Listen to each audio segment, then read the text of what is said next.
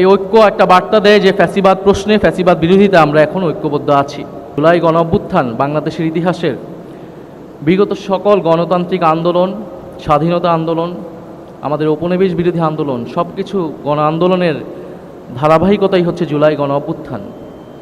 কারণ এই জাতি, এই ভূখণ্ডের মানুষ বারবার জীবন দিয়েছে, রুখে দাঁড়িয়েছে স্বাধীনতার জন্য, সার্বভৌমত্বের জন্য, গণতন্ত্রের জন্য, ন্যায় বিচারের জন্য।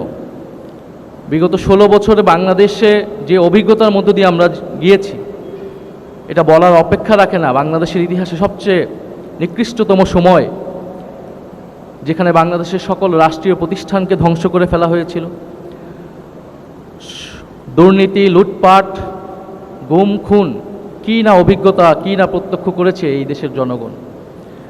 জুলাই গণঅভ্যুত্থান ছিল সে আমাদের প্রতিরোধের মুহূর্ত, যখন আমরা রুখে দাঁড়িয়েছিলাম ঐক্যবদ্ধভাবে।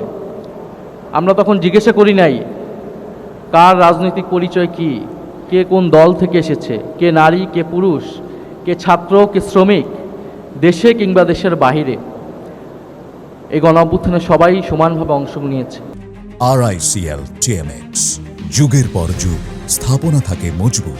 আমাদের সাংবাদিক ভাই বোন থেকে শুরু করে সাংস্কৃতিক কর্মী, আলেম সমাজ, এমনকি শেষের দিকে আমাদের সেনাবাহিনীর অফিসার, সৈনিকরাও এই আন্দোলনে প্রত্যক্ষভাবে সমর্থন দিয়েছে, এই গণ অভ্যুত্থানকে সংগঠিত করতে সহায়তা করেছে।